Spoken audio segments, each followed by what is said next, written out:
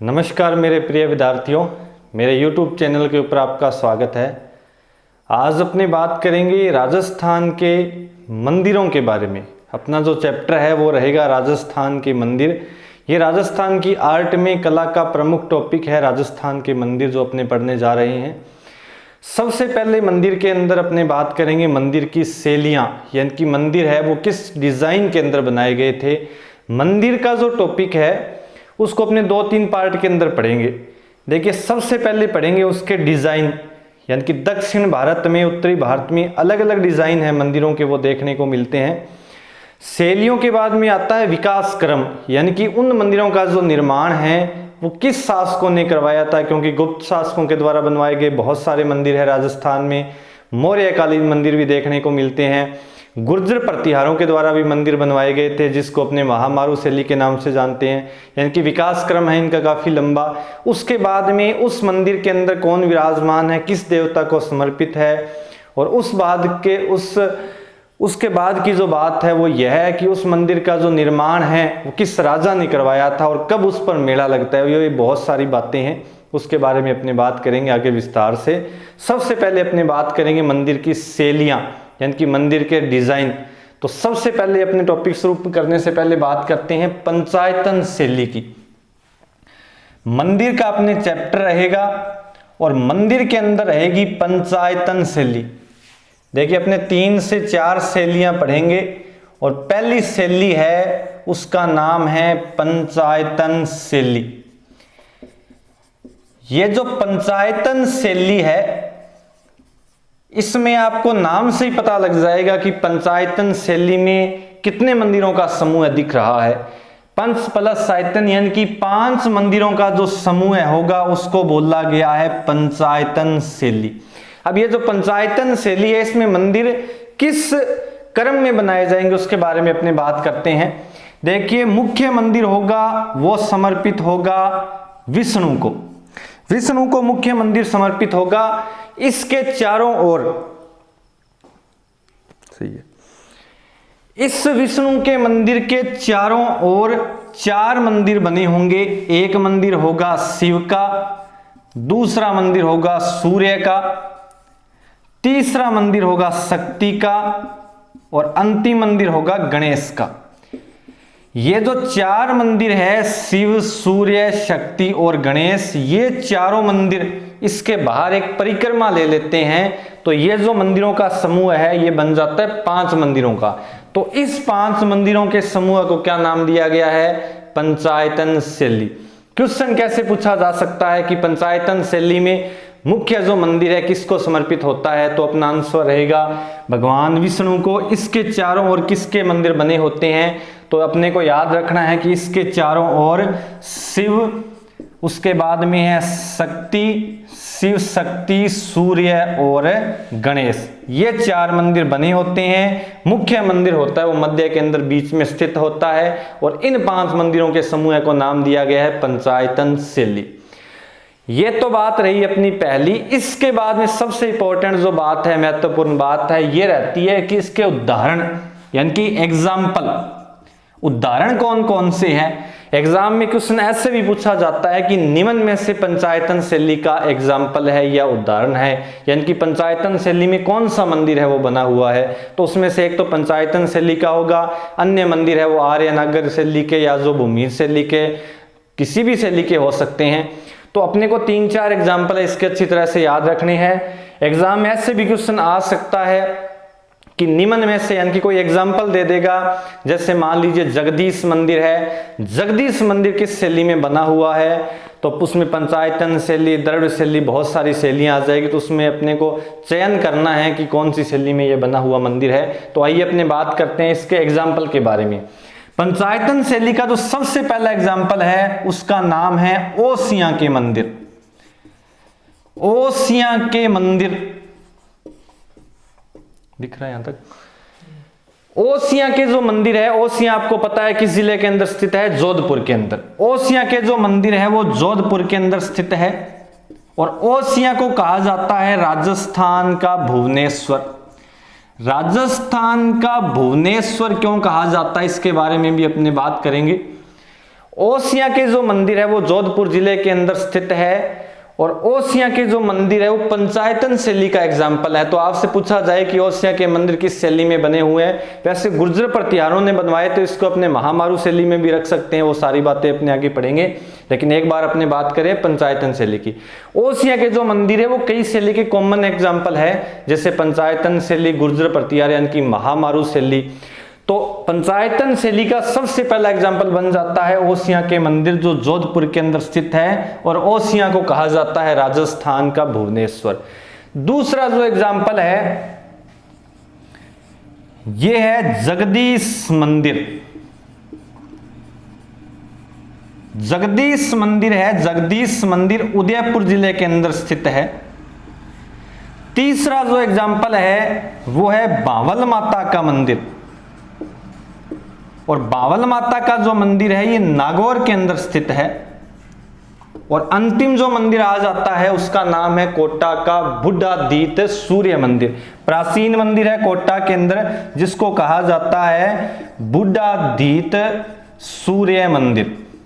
और ये जो बुढ़ादीत सूर्य मंदिर है ये कोटा के अंदर प्रसिद्ध सूर्य मंदिर है। तो ये जो चारों मंदिर है ये अपने को पढ़ने हैं पंचायतन शैली के अंदर, यानी कि पंचायतन शैली के उदाहरण है ये। ओसियां के मंदिर, जगदीश मंदिर, भावल माता और कोटा का बुढ़ादीत सूर्य मंदिर। अब इसके बारे में क्या फैक्ट है, ये चार मंदिर है, इंपॉर्टेंट है, किसने निर्माण करवाया था, क्यों प्रसिद्ध है, उसके बारे में ये अपनी बात करते हैं। तो यहां तक आप समझ चुके होंगे कि पंचायतन शैली का मतलब था 5 मंदिरों का समूह है, जिसमें मुख्य मंदिर किसको समर्पित होगा, विष्णु को। इसके चारों ओर शिव, शक्ति, सूर्य, गणेश के मंदिर बने होते हैं। ये जो मंदिर है ये परिक्रमा ले लेते हैं चारों तरफ, और इस 5 मंदिरों के समूह को नाम क्या दिया गया है, पंचायतन शैली। और पंचायतन शैली के 4 एग्जाम्पल है, ओसियां के मंदिर, जगदीश मंदिर, भावल माता और बुढ़ादीत सूर्य मंदिर। तो इसके बारे में अपने थोड़ी सी बात कर लेते हैं, इस मंदिरों के बारे में क्या क्या विशेषता है।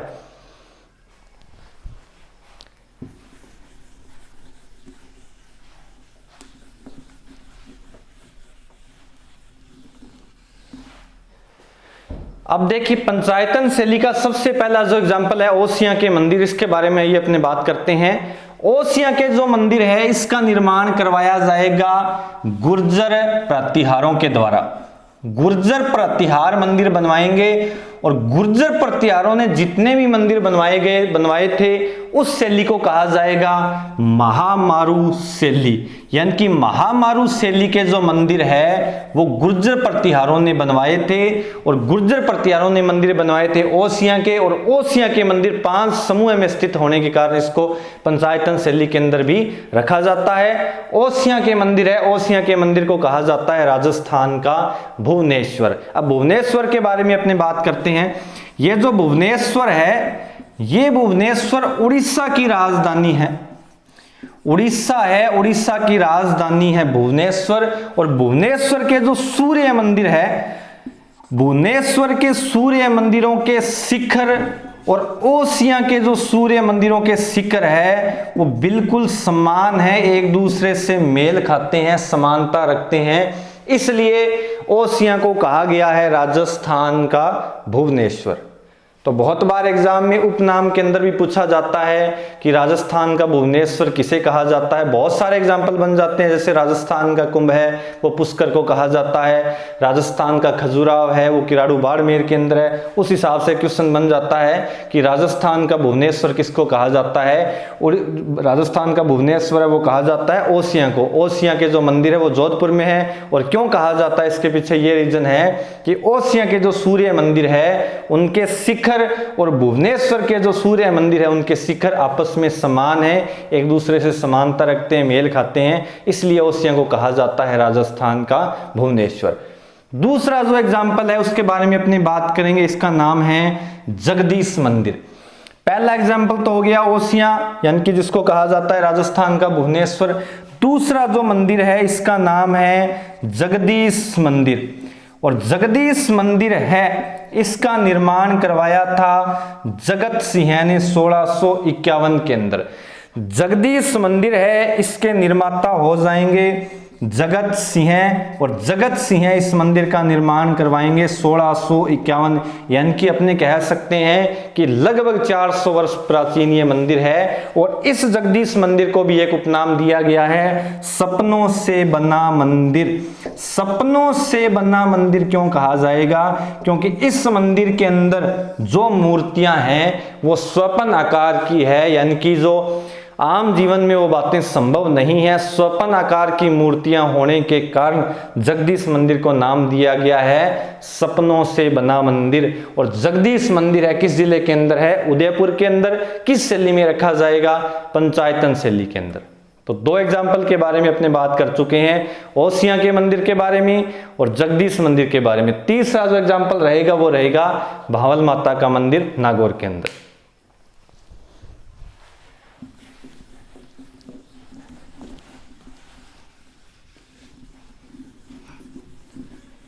ये जो भावल माता का मंदिर है ये नागौर के अंदर स्थित है। नागौर के अंदर कस्बा पड़ता है मेड़ता, और मेड़ता के अंदर स्थित है, मेड़ता कस्बे के अंदर आता है भावल माता का, या जिसको अपने भुआल माता के नाम से भी जानते हैं, एक ही बात है।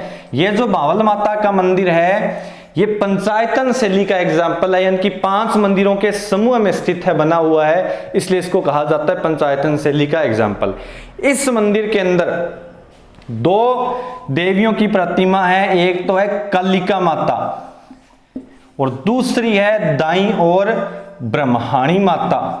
ये 2 देवियों की यहां पर प्रतिमा स्थित है और इस देवी को नाम दिया गया है भावल माता। वैसे रोचक कहानी भी चलती है कि एक बार एक जो सरदार है, यानी कि जो शासक था राजा का, वो कहीं पर जा रहा था, उसको डाकुओं ने घेर लिया था और उसने तपस्या की थी, भावल माता प्रकट हो गई, उसकी रक्षा की, यानी कि वो डाकू है वो लूट नहीं पाए थे। तो उसके बाद में ये प्रसिद्ध हो गई थी देवी, ऐसा माना जाता है।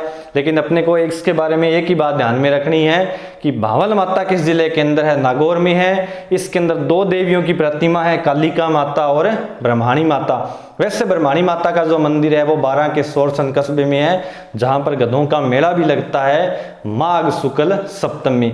ये वही ब्रह्माणी माता है जिसकी पीठ की पूजा होती है, पीठ का श्रृंगार किया जाता है। लेकिन भावल माता का जो मंदिर है वो नागौर में है, पंचायतन शैली का एग्जाम्पल है। ब्रह्माणी माता और कालिका माता दोनों देवियों की प्रतिमा इस मंदिर के अंदर है, तो ये मंदिर है नागौर के अंदर। तो 3 एग्जाम्पल हो चुके हैं, ओसियां के मंदिर, जगदीश मंदिर, भावल माता। अंतिम जो मंदिर बन जाता है वो है बुढ़ादीत सूर्य मंदिर। ये जो बुढ़ादीत सूर्य मंदिर है ये बहुत प्राचीन मंदिर है, इसलिए इसको कहा जाता है बुढ़ादीत। तो ये बुढ़ादीत सूर्य मंदिर कोटा के अंदर है, ये भी पंचायतन शैली का एग्जाम्पल है। तो ये अपने मंदिर पंचायतन शैली के कंप्लीट हो जाते हैं। छोटा सा टॉपिक है पंचायतन शैली का, कोई विशेष बातें नहीं है। पहली बात है कि इसमें मुख्य मंदिर किसको समर्पित होगा? तो विष्णु को। इसके चारों ओर किसके मंदिर होंगे? तो शिव, शक्ति, सूर्य और गणेश के। पहला एग्जाम्पल है ओसियां के मंदिर। ओसियां को कहा जाता है राजस्थान का भुवनेश्वर, भुवनेश्वर है वो उड़ीसा की राजधानी है। दूसरा जो एग्जाम्पल है उसका नाम है जगदीश मंदिर। जगदीश मंदिर का निर्माण है वो जगत सिंह ने 1651 में करवाया था। इसे सपनों से मंदिर भी, सपनों से बना मंदिर भी कहा जाता है, यानी कि इसमें जो मूर्तियां हैं वो स्वप्न आकार की है। उसके बाद में तीसरा मंदिर है भावल माता का, जो मेड़ता कस्बे नागौर के अंदर स्थित है। वैसे भावल माता का मंदिर एक बीकानेर के अंदर भी स्थित है, आपको पढ़ने को मिलेगा। अंतिम जो मंदिर है पंचायतन शैली का उसका नाम है बुढ़ादीत सूर्य मंदिर, जो कोटा के अंदर स्थित है। तो इसका स्क्रीनशॉट लेना चाहते हो तो ले सकते हो। उसके बाद में अपनी बात करते हैं नेक्स्ट शैली की।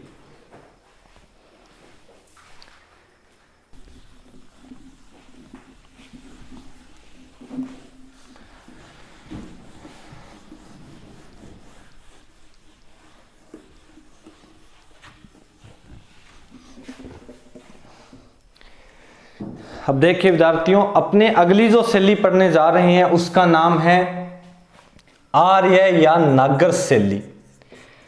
आर्य या नागर शैली और द्रविड़ जो शैली है इसको अपने कंपैरिजन के अंदर पढ़ेंगे। इसमें बहुत सारा कंफ्यूजन रहता है कि कौन सी शैली में मंदिर कैसा बना होता है, ये जो बातें मिक्स हो जाती है, तो अपने इसको कंपैरिजन करके पढ़ेंगे।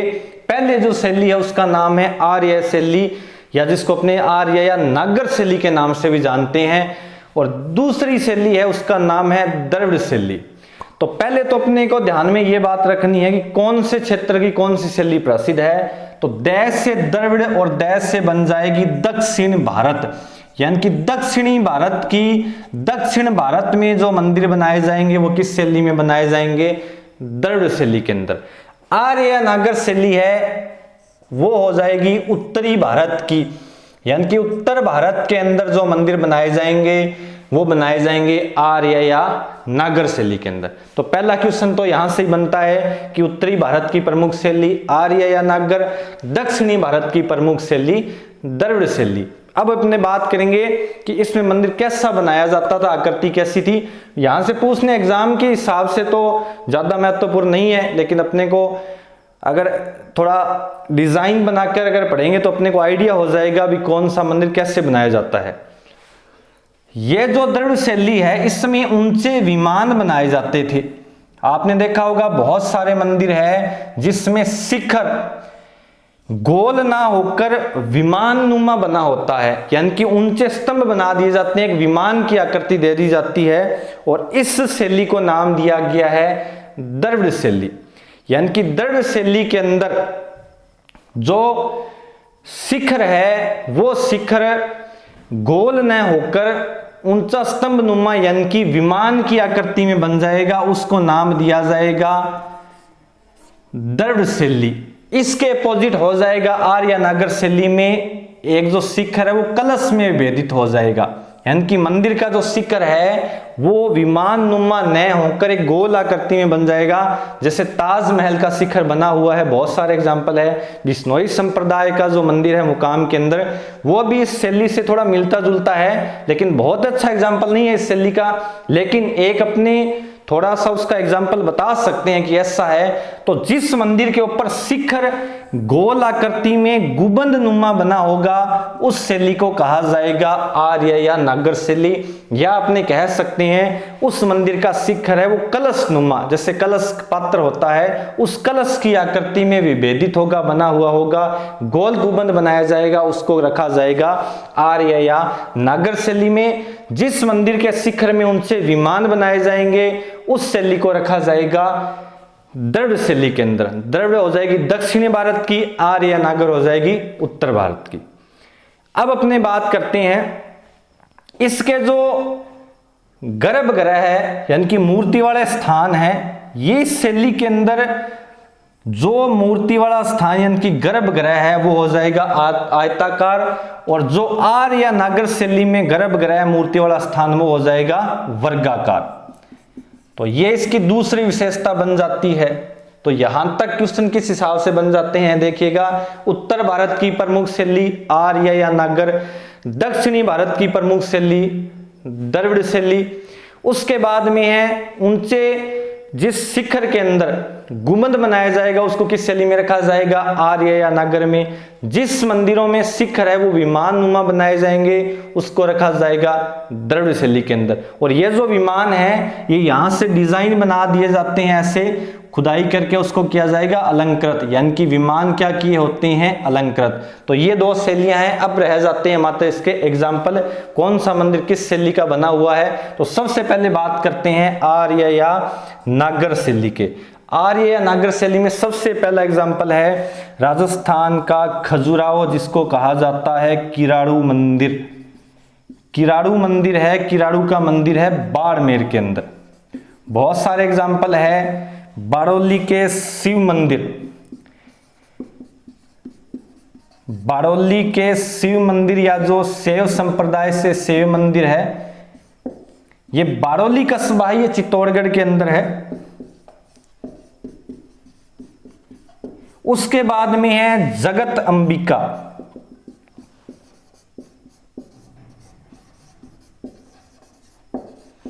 जगत अंबिका का जो मंदिर है ये उदयपुर जिले के अंदर स्थित है। किराड़ू मंदिर बाड़मेर के अंदर, बाड़ौली के शिव मंदिर चित्तौड़गढ़ में, जगत अंबिका जो मंदिर है ये उदयपुर के अंदर। उसके बाद में ओसिया के जो मंदिर है जो अपने पंचायतन शैली में पढ़ेंगे उसको भी अपने रखेंगे।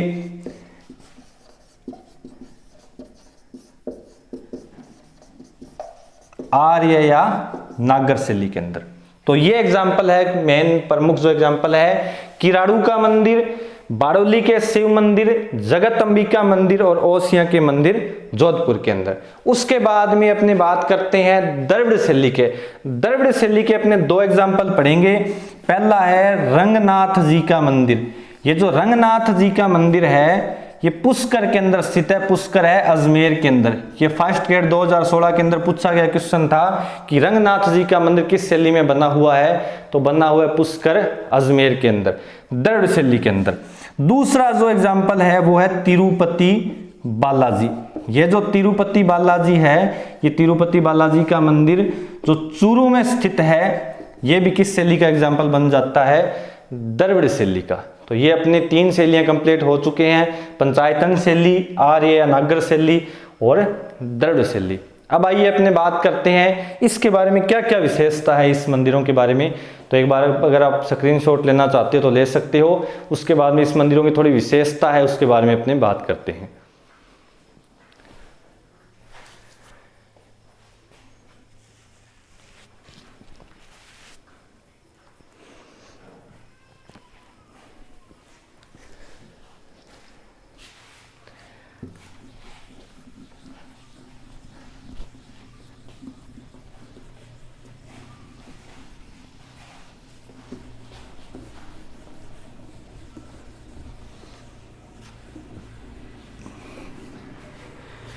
देखिए आर्य नागर शैली में पहला जो मंदिर था उसका नाम था किराड़ू,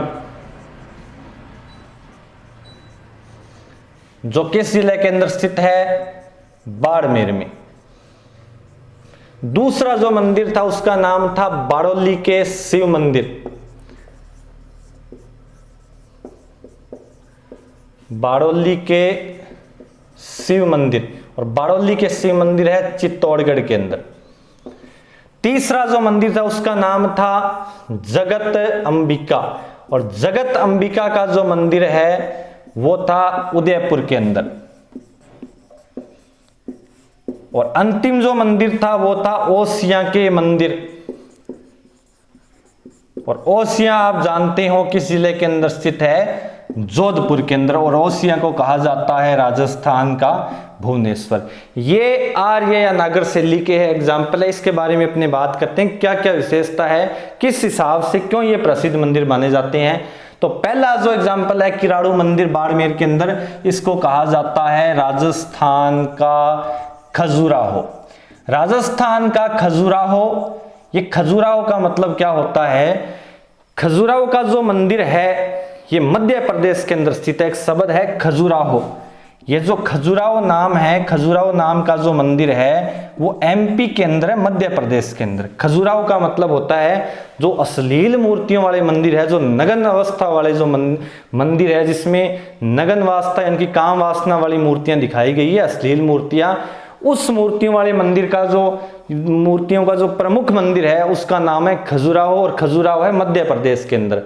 उस खजुराहो की तुलना की गई है किराड़ू मंदिर से, यानी कि इसमें जो मूर्तियां दिखाई गई है उसके मिलती जुलती मूर्तियां किस मंदिर के अंदर है, किराड़ू में। और किराड़ू है बाड़मेर में, इसलिए इसकी तुलना की गई है खजुराहो से। तो इसको कहा जाता है राजस्थान का खजुराहो। आपसे पूछा जाए राजस्थान का खजुराहो किसे कहा जाएगा, तो कहा जाएगा किराड़ू मंदिर बाड़मेर के अंदर। किराड़ू का जो मंदिर बाड़मेर में है वो किस शैली का बना हुआ है, आर्य या नागर शैली का। खजुराहो क्यों कहा जाएगा ये आपको बात समझ में आ गई होगी, क्योंकि खजुराहो का जो मुख्य मंदिर है वो मध्य प्रदेश के अंदर स्थित है। इस मंदिर के अंदर अश्लील मूर्तियां हैं, और वैसी की वैसी मूर्तियां किस मंदिर में देखने को मिलती है, किराड़ू मंदिर में। तो किराड़ू को कहा गया है राजस्थान का खजुराहो, और यह किराड़ू का मंदिर है बाड़मेर जिले के अंदर। राजस्थान में 3 प्रकार के खजुराहो देखने को मिलेंगे। पहला खजुराहो अपने पढ़ चुके हैं बाड़मेर के अंदर। दूसरा मंदिर है ये जगत अंबिका, जिसको कहा जाता है मेवाड़ का खजुराहो, यानी कि मेवाड़ का मतलब हो जाता है मुख्य रूप से उदयपुर, राजसमंद, चित्तौड़गढ़ वाला जो क्षेत्र है उसको मेवाड़ कहा जाता है। और मेवाड़ में ऐसी मूर्तियां, अश्लील मूर्तियां देखने को मिलती है, इसलिए जगत अंबिका को कहा जाता है मेवाड़ का खजुराहो। 3 मंदिर अपने पढ़ चुके हैं, राजस्थान का खजुराहो किराड़ू, मेवाड़ का खजुराहो जगत अंबिका। तीसरा जो खजुराहो बसता है वो खजुराहो है भंड देवरा। बंडदेवरा है बारां जिला के अंदर, और बंडदेवरा को कहा जाता है हाड़ौती का खजुराहो या फिर राजस्थान का मिनी दूसरा या छोटा खजुराहो। 3 प्रकार के खजुराहो अपने पढ़ लिए राजस्थान में।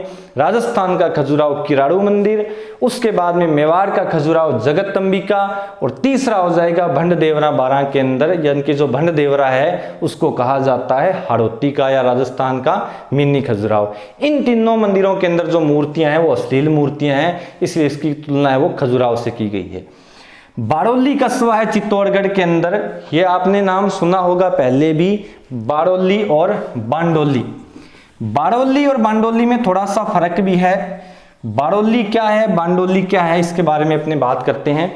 एक कस्बा है बाड़ौली, जहां पर 2 मात्रा लगती है बाड़ौली। जिस पर 2 मात्रा लगेगी वो हो जाएगा 2 मात्रा वाले जिले के अंदर, यानी कि चित्तौड़गढ़ के अंदर। ये जो बाड़ौली का मंदिर है, बाड़ौली कस्बा है, ये चित्तौड़गढ़ के अंदर पड़ता है। इसके अंदर जो प्रसिद्ध मंदिर है वो शिव संप्रदाय से, यानी कि शैव संप्रदाय से संबंधित मंदिर है। और ये जो मंदिर रखे गए हैं ये आर्य या नागर शैली में रखे गए हैं।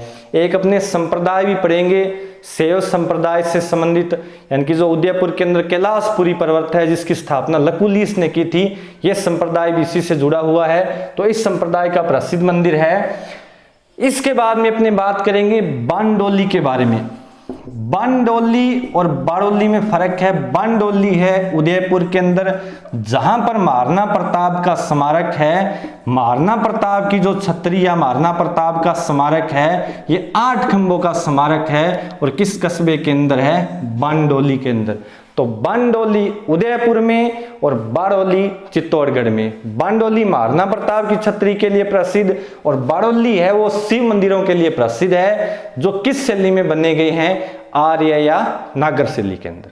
तो इसके बारे में अपने को ध्यान रखना है। वैसे 8 खंभों की छतरी राणा सांगा की भी है, जिसको सैनिकों का भग्नावशेष या हिंदूपत राजा भी कहा जाता है, मांडलगढ़ भीलवाड़ा के अंदर। राजस्थान में 8 खंभों की छतरी से 2 प्रसिद्ध छतरियां हैं। महाराणा प्रताप की तो है बांडोली उदयपुर में, राणा सांगा की है मांडलगढ़ भीलवाड़ा के अंदर। उसके बाद में है जगतम्बिका के बारे में अपने पढ़ चुके हैं, इसे मेवाड़ का खजुराहो कहा जाता है। अंतिम मंदिर है ओसियां के मंदिर। ओसियां के मंदिर बहुत सारी शैलियों के कॉमन एग्जाम्पल है, जैसे पंचायतन शैली का भी एग्जाम्पल हो जाएगा, क्योंकि कितने समूह में बना हुआ है, 5। तो 5 समूह, 5 मंदिरों के समूह में होने के कारण किस शैली में रखेंगे, पंचायतन। उस मंदिर का शिखर है ये गोल गुंबदनुमा बना हुआ है, इसलिए अपने इसको रखेंगे आर्य या नागर शैली के अंदर। तीसरी जो बात है वो हो जाती है कि इस मंदिरों का जो निर्माण है ओसियां के, वो करवाया जाएगा गुर्जर प्रतिहारों द्वारा। तो गुर्जर प्रतिहारों की जो शैली थी उसका नाम है महामारू शैली। तो महामारू शैली, आर्य या नागर शैली और पंचायतन शैली, तीनों के कॉमन एग्जाम्पल बन जाते हैं ओसियां के मंदिर। ओसियां है राजस्थान में, जोधपुर के अंदर, जिसको कहा जाता है राजस्थान का भुवनेश्वर। अब अपने बात करते हैं द्रविड़ शैली के एग्जाम्पल के बारे में।